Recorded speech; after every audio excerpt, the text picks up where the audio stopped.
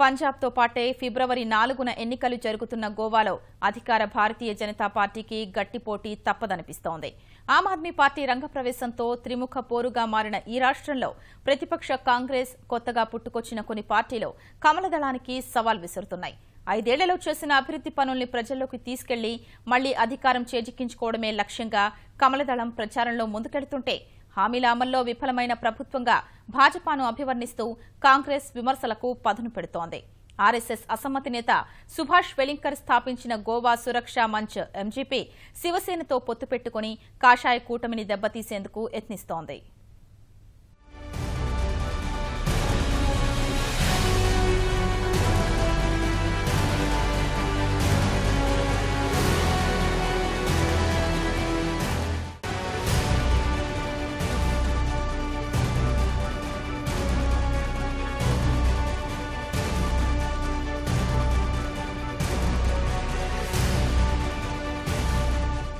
వరుసగా రెండోసారి గోవాలో విజయం సాధించి అధికారం చేపట్టాలని భావిస్తున్న భాజపాకు ప్రస్తుత ఎన్నికల్లో తీవ్ర ప్రతిఘటన ఎదురవుతోంది. అధికార పార్టీని దెబ్బకొట్టేందుకు అవకాశం కోసం ఎదురుచూస్తున్న కాంగ్రెస్తో పాటు ఆర్ఎస్ఎస్ అసమ్మతి నేత వెలింకర్, మరికొన్ని పార్టీల కలయిక కమలదళానికి ముప్పుగా పరిణమిస్తోంది. ఈ ఎన్నికల్లో అత్యంత ఆసక్తి రేపుతూ అందరినీ ఆశ్చర్యపరుస్తున్న అంశం గోవా సురక్షా మంచ్, మహారాష్ట్రవాది గోమంతక్ పార్టీ, శివసేనల కలయికే. విభిన్న పార్టీలైన ఈ మూడు కూటమిగా ఏర్పడి ఈ ఎన్నికల్లో బరిలోకి దిగుతున్నాయి. ఆర్ఎస్ఎస్ అసమ్మతి నేత, ప్రాంతీయ భాషా ఉద్యమ సారథి సుభాష్ వెలింకర్ ప్రస్తుత ఎన్నికల్లో భాజపాకు కొరకరాని కొయ్యగా మారారు.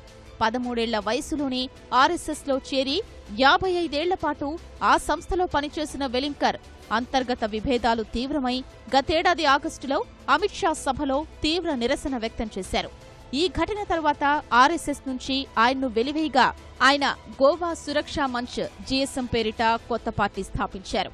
ఎంజీపీ, శివసేనల మద్దతుతో కూటమి ఏర్పాటు చేసి ప్రస్తుత ఎన్నికల్లో బరిలో దిగుతున్నారు.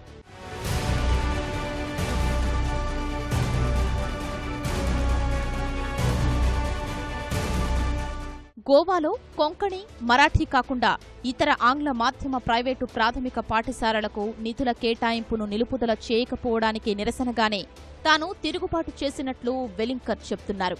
2012లో తాము అధికారంలోకి రాగానే ప్రైవేటు ఆంగ్ల మాధ్యమ పాఠశాలలకు నిధుల కేటాయింపు నిలిపివేస్తామని హామీ ఇచ్చిన భాజపా మాట నిలబెట్టుకోలేదని వెలింకర్ విమర్శిస్తున్నారు. గత ఎన్నికల్లో భాజపాతో కలిసి ప్రజల ముందుకెళ్లి సత్ఫలితాలు రాబట్టుకున్న ఎంజీపీ ఈసారి కాషాయ కూటమికి బద్ధ శత్రువుగా ఎన్నికల బరిలో నిలిచింది. మనోహర్ పారికర్ ముఖ్యమంత్రిగా ఉన్నంతకాలం కమలదళంతో కలిసిమెలిసి ఉన్న ఎంజీపీ పర్సేకర్ పదవిలోకొచ్చాక క్రమంగా దూరమైంది. మంత్రివర్గం నుంచి 2 ఎంజీపీ నేతల్ని పర్సేకర్ తప్పించడంతో విభేదాలు తీవ్రమై కూటమి నుంచి బయటకొచ్చింది.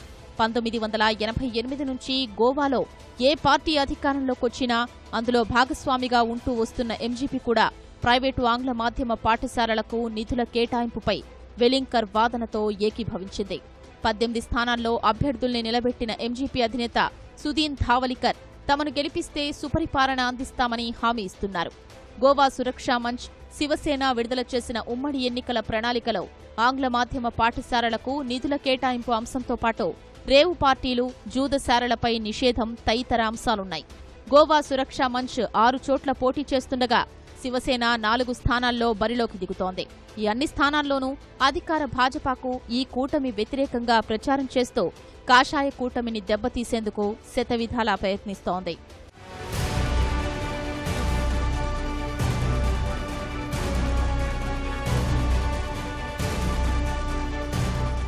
రెండు 2012 ఎన్నికల్లో ఎంజీపీతో కలిసి విజయ దుందుబి మోగించిన భాజపా గత 5 ఏళ్ల పాలనలో రాష్ట్రంలో మౌలిక వసతులకు సంబంధించిన అనేక ప్రాజెక్టులను విజయవంతంగా పూర్తి చేసింది. మరెన్నో ప్రభుత్వ సంక్షేమ పథకాలు ప్రవేశపెట్టింది. వీటన్నింటినీ ప్రజలకు వివరిస్తూ మరోసారి తమకు పట్టం కట్టాలని అభ్యర్థిస్తోంది.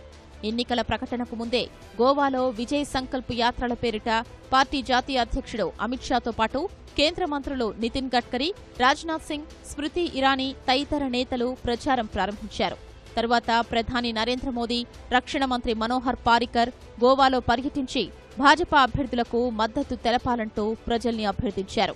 2012 ఎన్నికల్లో పార్టీ విజయంలో కీలక పాత్ర పోషించి 2 ఏళ్ల తరువాత కేంద్ర మంత్రివర్గంలోకి వెళ్లిన పారికర్ గోవాలో మరోసారి భాజపా అధికారంలోకొస్తే మళ్లీ ముఖ్యమంత్రిగా వస్తారనే ఊహాగానాలు వినిపిస్తున్న నేపథ్యంలో ప్రచారంలో పారికర్ దూకుడు పెంచారు.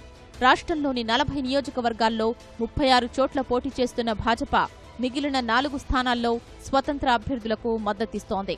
మరోసారి భాజపా నినాదంతో ప్రజల్లోకి వెళుతున్న కమలదళం తమ అభ్యర్థుల్ని గెలిపించాలని ఓటర్లకు విజ్ఞప్తి చేస్తోంది.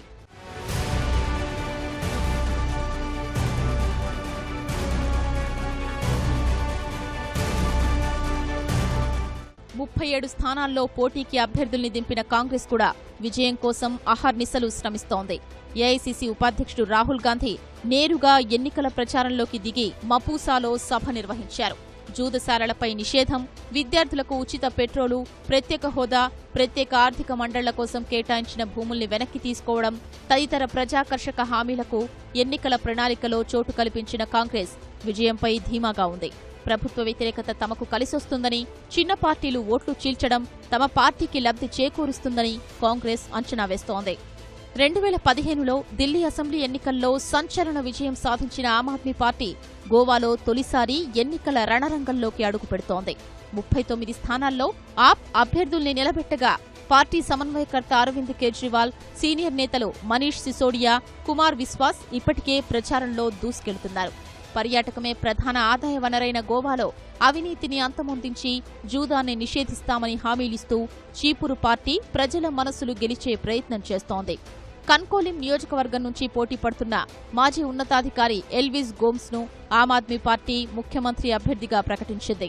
త్రిముఖ పోరు నెలకొన్న పర్యాటకుల స్వర్గధామంలో 40 నియోజకవర్గాల్లో ఫిబ్రవరి 4న జరిగే ఒకే విడత పోలింగ్లో ఓటరు ఎలాంటి తీర్పునిస్తాడోనన్నదే ఆసక్తికరంగా మారింది.